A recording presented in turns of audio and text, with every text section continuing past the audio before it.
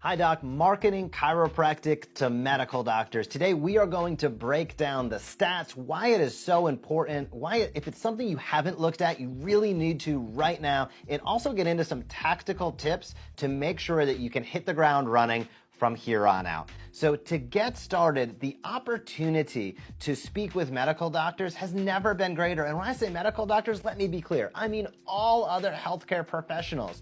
The multidisciplinary opportunities, the interdisciplinary opportunities have never been better than they are right now. As a matter of fact, a recent research publication showcased that over 90% of primary care physicians have been asked about chiropractic by their patients.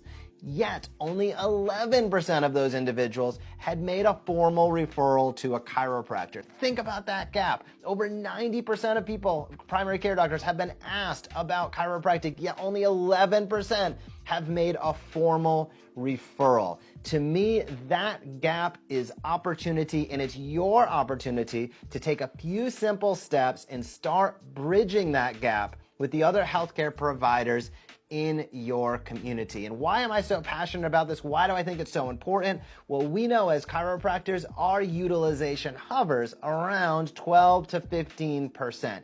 Yet 90+% of people will deal with musculoskeletal complaints.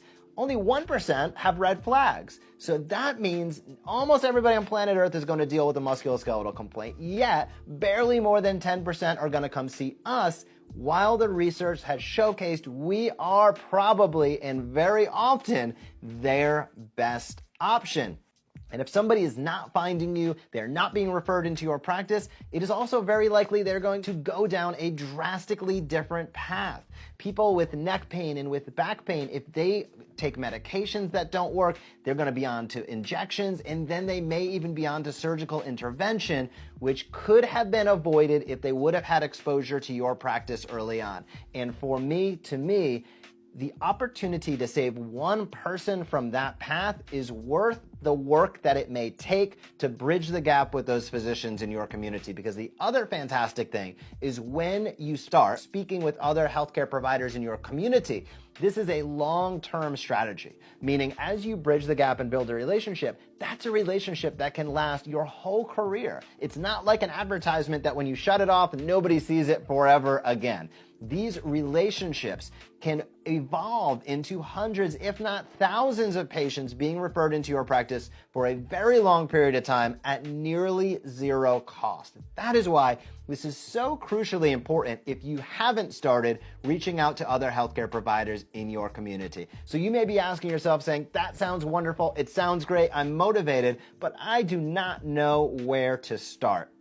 And I want to break out three distinct categories, three legs of the stool that are imperative when we talk about marketing your practice to other healthcare providers. They are case notes, research, and meetings. All three do very distinctly different things, so to speak, but each one is exquisitely important in supporting the others. So sending case notes is very, very important. Sending case notes does a couple very specific things for you and your practice. Number one, it showcases that you're actively co-managing with these other healthcare providers. That builds social proof, which is so important. Additionally, you very likely work hard to have 80-90% of the people walking out of your office feeling a lot better than when they walked in. You need to show that off to the other healthcare providers in your community, and there's no better way to do that than a case note. A case note should be thought of as a patient-centric testimonial, so make sure you're sending case notes. Number two is research. Research is a fantastic way to stay up to date with what's going on not only in our profession, but also to keep the other healthcare providers in your community up to date on what's going on with healthcare at large. So what's the importance of research? Research does a couple different things. Number one, it gives you the opportunity to have a consistent message being placed in front of these other healthcare providers in a professional context. I think that you know that sending a medical doctor a coupon is probably not the best use of your time. So how do you reach out consistently and not aggravate them or become a nuisance? Research is a great way to do that. We recommend a cadence or a frequency of 1 time per month. Updating a physician on a research update 1 time per month gives you the opportunity to stay very consistent. It's a controllable asset. You can control when you give it out to that doctor 1 time per month, which is awesome. The other thing that it does is it places your practice in a professional context in their mind.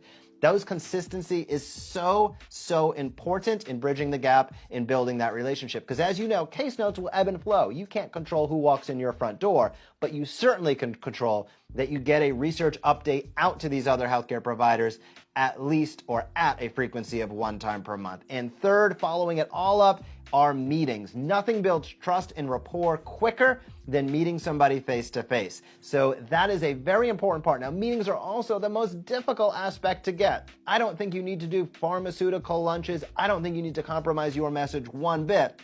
But going through a meeting, asking a lot of questions and discovering the value proposition that you can bring to the table is a very good way to go about bridging that gap and building the relationship. So there you have it, the 3 attributes, the 3 legs of the stool that you should focus on immediately if you're looking to reach out and bridge the gap. Send those case notes out, make sure that you're getting research updates out 1 time per month, and certainly set up some meetings to meet other docs face to face, ask questions, talk, and build trust and rapport. If you have any questions about any of this whatsoever, please leave a comment down below.